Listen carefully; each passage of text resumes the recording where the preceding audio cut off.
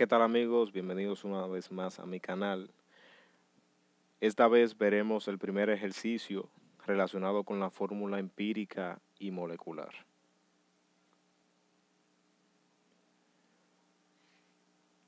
Bien, tenemos el siguiente ejemplo.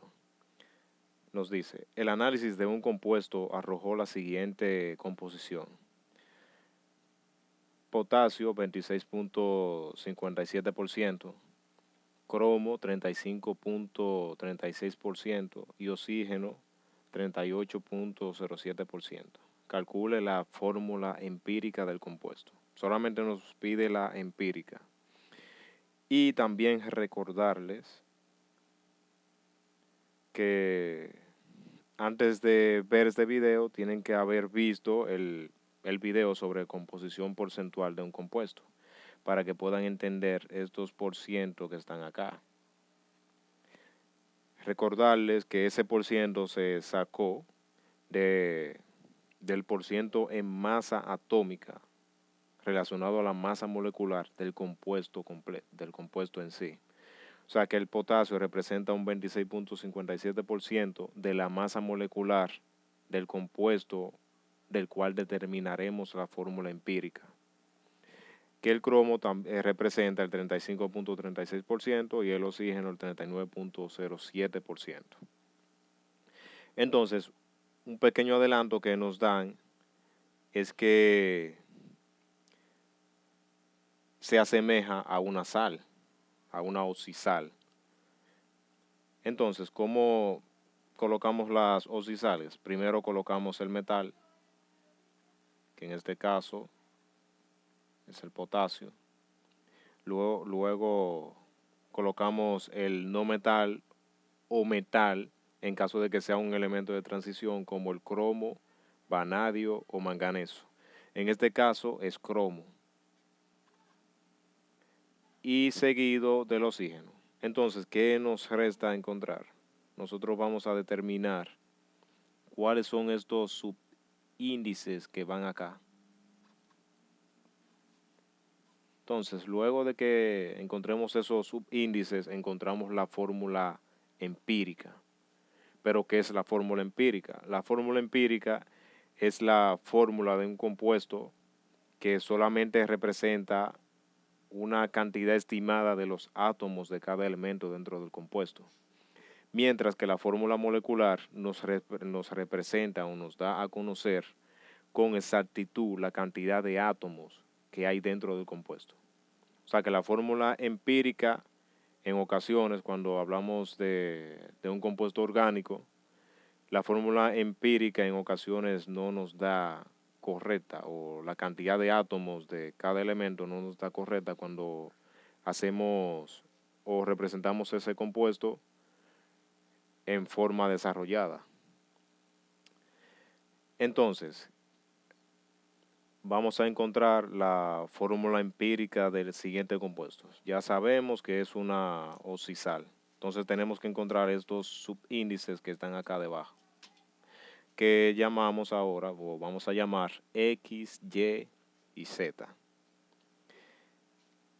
Entonces, para encontrarlo, ya nos dicen que nos dan el porciento, y ese porciento está relacionado a la masa molecular del compuesto. Pero ese porciento yo lo puedo también relacionar con la masa.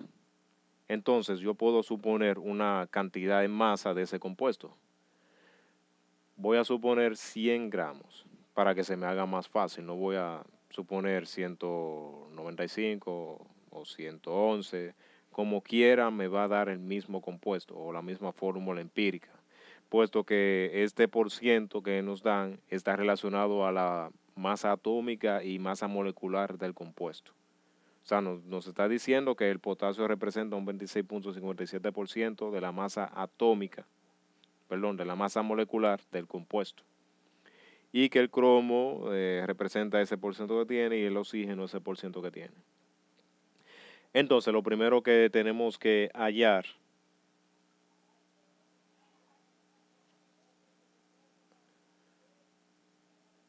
son esos, vamos a hallar esos índices. Entonces, suponiendo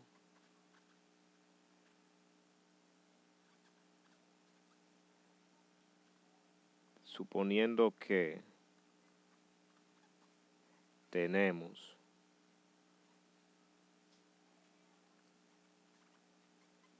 100 gramos del compuesto, 100 gramos del compuesto, vamos a determinar ahora la masa de cada elemento. Entonces hay una pequeña formulita que nos dice que la masa atómica es igual a ¿qué? A la masa sobre el número de moles. Entonces, ¿qué necesitamos? Tenemos la masa atómica, pero necesitamos la masa de cada elemento para encontrar el número de moles. Entonces, la masa la podemos encontrar despejándola de acá. No, la masa ya la encontraremos por el porciento, perdón. Entonces, luego nos resta encontrar el número de moles, que va a ser igual a ¿qué? A la masa sobre la masa atómica.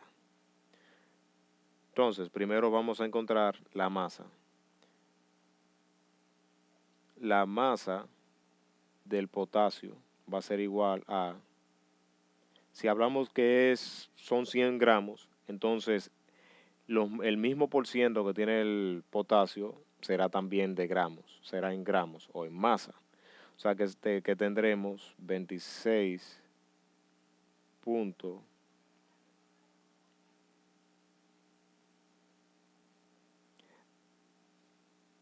26.57 gramos de potasio. Entonces así sucesivamente hacemos con los demás. Tenemos que la masa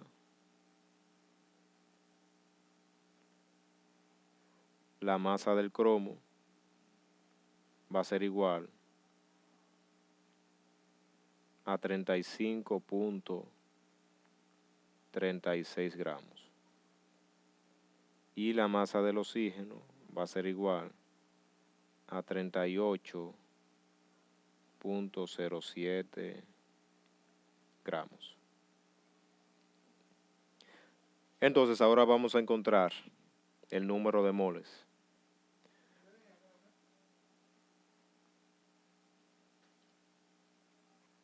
El número de moles del potasio va a ser igual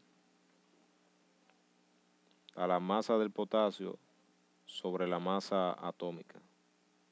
Entonces va a ser igual a la masa del potasio, que son 26.57 gramos, sobre su masa atómica, que son 39.102 gramos mol, dándonos un valor de 0.679 mol. Se nos va a gramos con gramos y nos queda mol. El número de moles del cromo va a ser igual a la masa del cromo sobre la masa atómica del cromo. Esto va a ser igual a la masa que posee el cromo, que es 35.36 gramos, sobre su masa atómica, que es 51.996 gramos mol, dándonos un valor de 0.680 mol. El número de moles del oxígeno va a ser igual a la masa del oxígeno sobre la masa atómica del oxígeno. Tenemos que la masa del oxígeno es 38.07 gramos sobre la masa atómica del oxígeno, que es 15.999 gramos mol, dándonos un valor de 3.5 moles. No, perdón. Da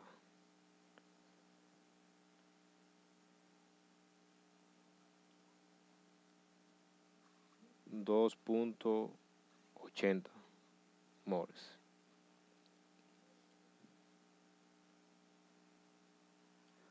Entonces ahora nos queda o nos resta encontrar los subíndices a los que llamamos X,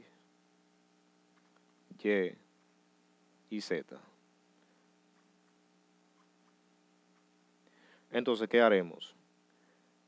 Vamos a dividir cada mol o cada moles de cada elemento entre el que posee menos moles.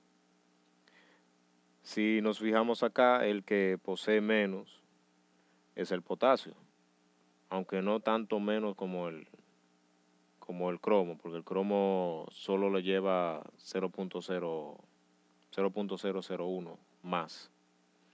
Entonces todo lo vamos a dividir entre el número de moles del potasio.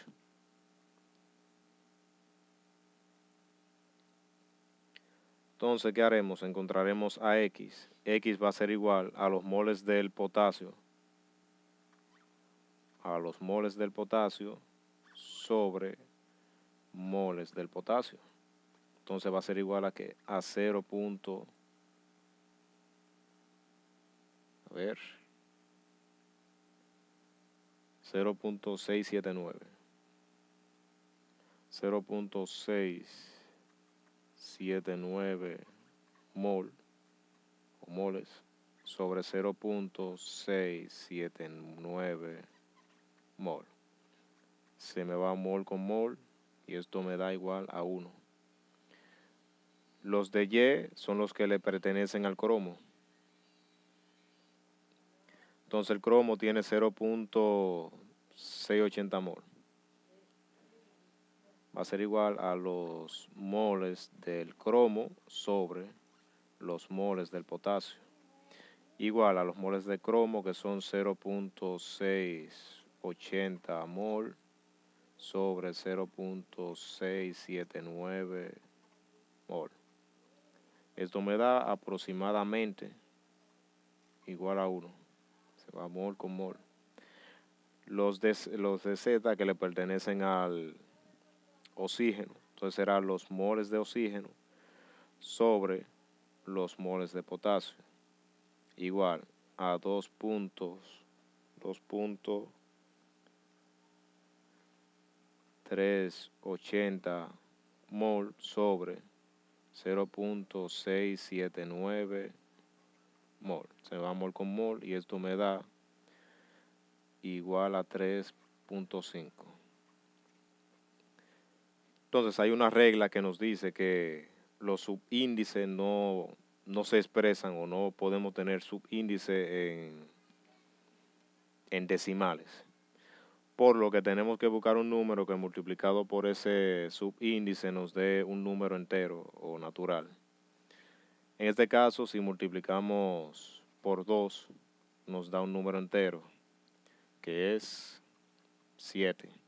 Entonces, si multiplicamos el oxígeno, también tenemos que multiplicar el cromo y el potasio. Entonces, acá nos da 2 y aquí 2. Ya tenemos los subíndices y solamente nos resta colocarlo donde pertenece. Entonces tenemos la fórmula anterior,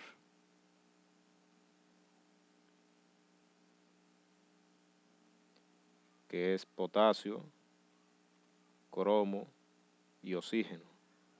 Entonces colocamos los subíndices El potasio posee 1 de 2, el cromo 2 y el oxígeno 7. Entonces ya tenemos nuestra fórmula empírica y este compuesto se llama dicromato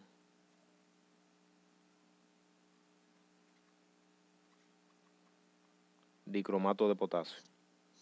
Entonces, si tratamos de encontrar la fórmula molecular, solamente nos va a decir qué tantas veces es la fórmula empírica.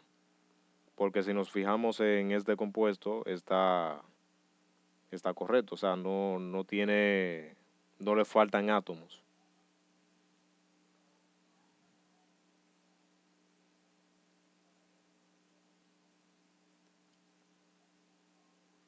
Entonces, regresando atrás, recuerden que si le piden la fórmula empírica, no necesitan la masa molecular para poder encontrarla, puesto que para encontrar la fórmula empírica solo necesitan los porcientos que representa cada elemento en el compuesto. Mientras que para encontrar la fórmula molecular, sí necesitan que les den la masa molecular. Y entonces a partir de ahí, cuando encuentran la fórmula empírica, encuentran la fórmula molecular.